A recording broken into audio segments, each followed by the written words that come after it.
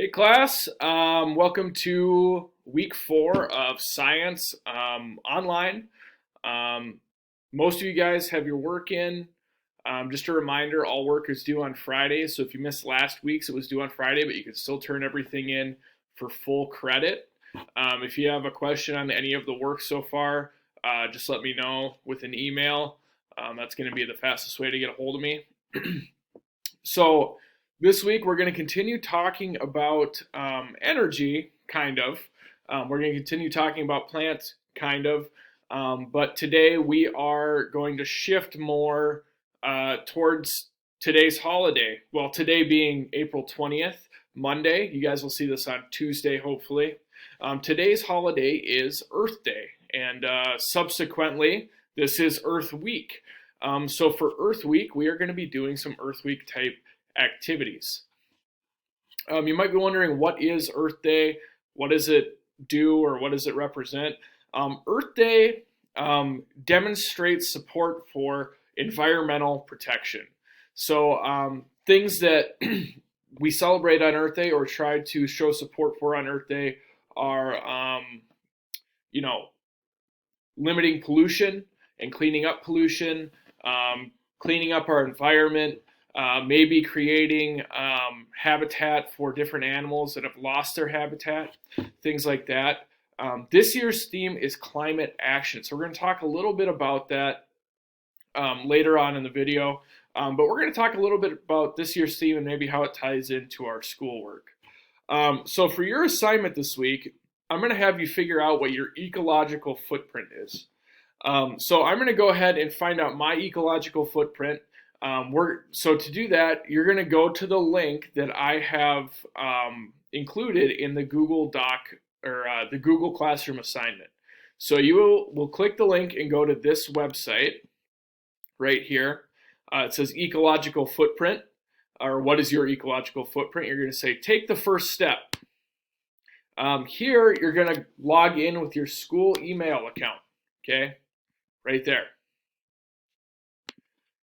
Press submit, and you're going to answer the questions honestly as you're prompted. So your first question is, how often do you eat animal-based products? For me, I would put very often. I have meat daily. I have meat just about with every meal. I eat dairy quite often, so I'd put very often. How much of the food that you eat is unprocessed, unpackaged, or locally grown? For me, I eat a lot of the things that I hunt and fish for. So I'd say about 30%, but the rest of it is all packaged meat that I get from the grocery store. It might be different for you if you eat meat that comes off of your own farm, or you go and you buy locally grown meat from somewhere else. If you buy packaged meat from the store quite often, you would obviously put that most of it comes from the store, which would be, on this end. Which housing type best describes your home? I live in a freestanding house, so that's just like a regular old house. I do have running water. This might be different for you. You might live in an apartment, or you might live in a duplex, something like that. So pick the one that best represents where you live. Then we're going to go over here. What material is your house constructed with? For most people, you're just going to put wood. Maybe you have a brick house, so you'll put brick. Maybe you live with an iron worker and they have a steel house. I don't know, but my house I know is constructed out of wood. We'll go to the next question here. How many people live in your house? It's not just me, it's me and my wife, so I'll put 2. And what size is your house? It's not tiny, right? It's not 50 square feet. You can look here to see the size. You can do your best guess on this. You either have a medium-sized house, or I have about a 1,700 square foot house. So that falls into the large category, I guess. But try to guesstimate the best on how big your house is, or apartment, whatever. Do I have electricity in my house? Yes, I do have electricity, so I click yes. If it was no, I'd click no. I'm assuming, since we're all doing this online, we all have electricity. And how energy efficient is your house? Mine's about average. I have, regular appliances. I have AC and heat. Maybe you have brand new, really energy efficient appliances, so you'd put it here. Maybe your house uses passive heating, which is like heat from the sun. Really, really energy efficient. Maybe you use really not very much electricity, but mine's about average. What percentage of your home's electricity comes from renewable resources? I'm just going to put the average. The average is 14%. So if your house just gets electricity from the grid, you put 14%. If maybe you have solar panels or a windmill or something that connects directly to your house, you could make it more. Just make a guesstimate. If you just get regular energy from the grid, you're going to put about 14% here. Compared to your neighbors, how much trash do you generate? Compared to my neighbors, it would either be the same or probably a little bit less than my neighbors. Me and my wife try to generate the least amount of trash that we can, so I just put less, maybe the same, so less. How far do you travel by car or motorcycle each week? Well, I spend about 100 miles traveling to and from work. Not lately because I work at home, but probably about 100 miles and maybe 50 miles on the weekend. So 150 miles is what I put. I don't have a motorcycle, so I'm going to put 0 miles for the motorcycle. So by car and by motorcycle, 150 miles. What is the average fuel economy of the vehicles you use most often? Well, some of you kids already know this because you've seen me drive it, but I have a 97 Ford F-150, which is older than all of you. It gets about, and this is generous, about 17 miles to the gallon, okay? It might even get lower than that, maybe like 15 or 16. So I'm putting 17 miles to the gallon. It's on the inefficient side. Maybe you have a newer car, or your parents have a newer car that gets better gas mileage. I'm not sure. So mine's about 17 miles to the gallon. When you travel by car, how often do you carpool? Going to and from work, I don't carpool a whole heck of a lot. I live in Little Falls, so I'm driving to work by myself. But I put about 10% because on the weekends and stuff, me and my wife carpool places, so maybe about 10% of the time, just the weekend. How far do you travel on public transportation each week? I drive my own truck to work. I don't take public transportation really anywhere. So I would say not far from me, 0. But you kids that take the school bus to school every day, let's go back to before we were in quarantine. Maybe you take the bus every single day to school, and that would bump up how many miles you take a week. Maybe you live 10 miles out of town, you take the bus every day. That's 20 miles a day. 20 times 5 is 100 miles. Maybe sometimes you're going 100 miles on public transportation. For me, it's 0. How many hours do you fly each year? I have this set to about 6 because I might take 1 flight a year. My wife's family lives in Colorado. I might fly to Colorado and back, but not much more than 1 flight a year. So about 6 hours, I would say.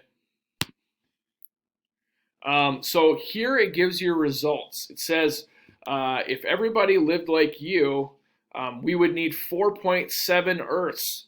So I need to taper back what I'm doing and using for energy, because if everyone was to live like me on Earth, we'd need almost 5 Earths, right?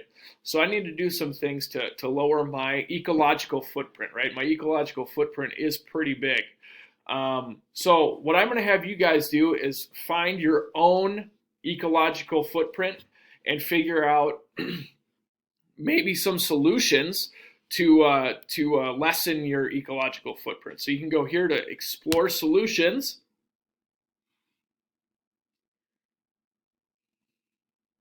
And you have some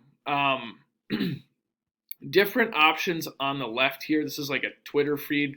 We're not going to worry about this so much. But what I'd like you to do is just kind of look at the solutions. Maybe you want to go to Minnesota and say, what are some solutions in Minnesota that they're doing? Well, here's one. Sustainable population. Have no more than 1 child per couple. That's one option, right? Have less people so we can live this lifestyle and not have to have 5 Earths because we'll have less people. Maybe that's one solution. Get our politicians to respond to the urgency of what's happening to the planet in a helpful way. So maybe you send a letter to your legislator saying that we need to take more action on maybe climate change. Let's see what our other options are here. Let's see what they're doing maybe in Wisconsin here. Plant a native tree, right? Native plants not only help restore habitat for animals, but sequester a lot more carbon than lawns. So trees take in more carbon than lawns. So go ahead and click through the map, find the different options, and I want you to come up with a couple of ideas to help lessen your carbon footprint. Okay. This assignment is going to be on a Google form that is attached to this Google assignment on Google Classroom. It's going to be due Friday like everything else. The other thing I'm going to have you do, because we're talking about lessening our carbon footprint and lessening our ecological footprint, which is pollution, our carbon use, things like that, I'm going to have you take a 15-minute walk this week and pick up trash. I'm going to have a Google Slides, so if you upload a picture of the trash that you picked up on your walk, you'll get 3 extra credit points. That might not sound like a lot right now, but that could bump you up about 5% maybe in the grade book. It could be the difference between a B and an A, or an A and an extra A, maybe you get over 100%. So if you pick up trash, you're going to get some extra credit.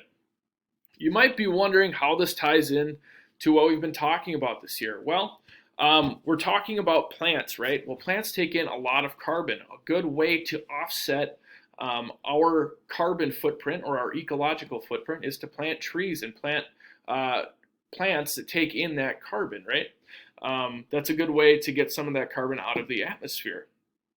Another way that it kind of ties into our work this year is energy, right? It's kind of looking at how much energy you use. Maybe your appliances use a lot of energy, so maybe you want to figure out ways to use your appliances less, or maybe you unplug some appliances when you're not using them. Things like that. We've been talking about a lot of energy transfer. That energy starts as coal, or as it starts as natural gas, maybe. Maybe if you're, or about 14% of our energy comes from green sources, which are carbon neutral, right? They're from the wind, or they're from the sun. So we're talking about energy transfer. If you use a lot of energy, about 86% of it comes from a carbon-based source. So we're talking about turning that carbon, the energy in those chemical bonds in carbon, turning it into energy we use. And maybe we want to figure out some ways that we can create less of it, right? We want to use less energy, so we use less carbon, things like that. So go on to the Google Classroom assignment, and number 1, fill out the Google Doc to figure out how many Earths it would take if everyone lived like you. Is it sustainable? Is it 1, or is it more than 1? If it's more than 1, it's not sustainable, right? So for me, it was almost 5 Earths. I need to do a lot of work to lessen my ecological footprint. For you, maybe it's lower, maybe it's higher. I don't know. We're going to find out. The other thing you're going to do is figure out 2 solutions to lessen your ecological footprint. You can look on that map that comes up when you figure out your number of Earths, or you can Google some ideas to lessen your ecological footprint.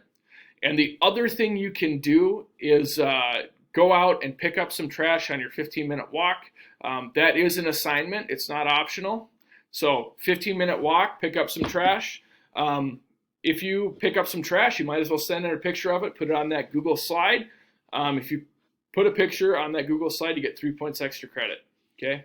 I hope you guys have a great week and celebrate Earth Week and Earth Day by cleaning up our planet a little bit. Talk to you guys later. If you have any questions, feel free to send me an email.